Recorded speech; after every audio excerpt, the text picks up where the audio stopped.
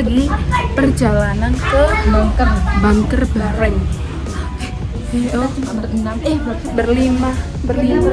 Berenam sama Pak Hendra, betul. Mari kita ikuti perjalanannya ya. Hai guys, kembali lagi. Kita di sini lagi menunggu jemputannya ya. Kita bersama. Hai guys, kita sudah di tempatnya dan kita akan mampir ke bawah. Oke, mari kita lihat perjalanannya.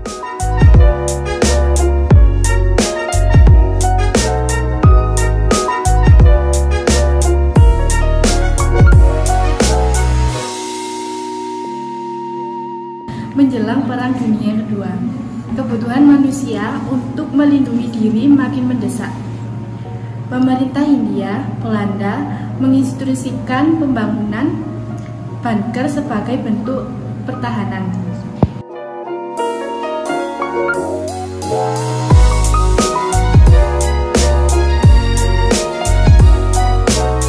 Bunker dibangun dengan prinsip kokoh dan tersembunyi, biasanya pada tanah padas dan diperkuat dengan beton serta pelapisan keras. Ada bunker personal untuk keluarga, kolektif untuk kelompok, dan publik. Teknik pembangunan awalnya adalah menggali secara vertikal seperti sumur, lalu melebar horizontal. Selain itu, teknik horizontal juga digunakan, terutama di tebing atau di lereng sungai. Teknik ini mengadaptasi metode arung bawah tanah masa Hindu-Buddha. Bunker Hindia Belanda bisa dibedakan dari bunker Jepang karena penggunaan beton dan plester khas arsitektur Indis. Jadi bunker ini memang peninggalan kolonial. Jadi bunker asli yang dibangun oleh Belanda kurang lebih tahun 1930-an, Pak. Lebih tepatnya saya kurang paham juga karena di literatur ada yang ngomong 33, 37, 39, ya aku ngomong 30-an lah.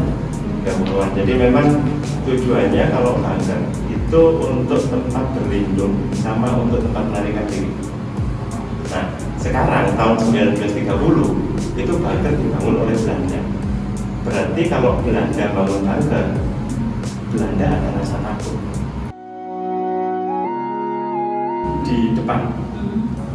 Jadi namanya bunker ya, namanya bunker, asli bunker. Itu di atasnya nggak boleh ada bangunan. Komunikasi. Ada dua di sini. Ini kabel gede-gede. Kapan hari kita nggak sengaja kepotong yang di sini. Jadi ini tempat elektronik atau radio ya untuk komunikasi. Karena nggak mungkin bisa komunikasi dengan ketebalan 1 meter. Ini 1 meter. Iya, 1 meter apa-apa nggak bisa. Terus perlindungan terakhir itu ada di dapur memang kalau untuk bunker. Karena tempat pasokan makanan dari sini kan. Jadi setiap ruangan pasti ada ininya. Ini memang kondisi tembok yang usianya hampir 100 tahun seperti yang cerita tadi Mbak. Jadi bunker itu kalau Belanda bangun nggak hanya bunker, nggak hanya tembok. Di sekeliling ini ada aliran air untuk menjaga kelembapan sini supaya tetap dingin. Kayak itu sisa-sisa pembungkus kabel zaman Belanda dulu. Kalau yang ini?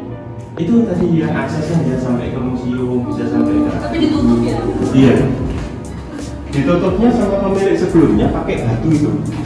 Pakai batu itu. Nah ini ada tanah-tanahnya? Iya. Itu jadi gini. Dulu ini karena nggak terawat, ini tanahnya setinggi ini. Seluruh ruangan 1, 2, 3 tinggi semua. Jadi ada beberapa orang pencari harta karun itu yang masuk sampai ke dalam. Meskipun sebetulnya sudah ditembok semen mentok ya, dilubangin setengah meter, dia masuk sampai ke sana, dia gali itu ada kalau 3 lubang gede-gede dalam-dalam, tanahnya ditumpahin semua. Berharapnya di sana dia menemukan sesuatu. Tapi aku yakin kok nggak nemuin ya, karena ditinggal tuh tanahnya di sini. Bunker Bareng terletak di Kelurahan Bareng, Kota Malang, di dekat aliran Sungai Bareng dan makam tua Mbah Karjani. Tempat ini dianggap angker dan jarang didatangi, sehingga cocok untuk lokasi bunker tersembunyi. Ukuran bunker sekitar 8 kali 12 meter, sehingga kapasitas 30 atau sampai 50 orang. Memiliki 2 lorong untuk keluar masuk dan sirkulasi udara. Bangker Bareng memiliki potensi besar menjadi objek wisata budaya minat khusus. Lokasinya strategis, dekat kawasan wisata Ijen Boulevard. Bangker ini bisa digunakan untuk wisata sejarah, edukasi tentang teknik perlindungan masa kolonial, serta pengalaman berpetualang menjelajahi ruang bawah tanah. Untuk mewujudkan ini, perlu kerjasama antar pemerintah, komunitas budaya, dan masyarakat untuk melindungi, merevitalisasi, dan mengelola situs Bangker Bareng dengan baik. Dokumentasi dan inventarisasi bangker lain di Malang juga penting sebelum semuanya hilang.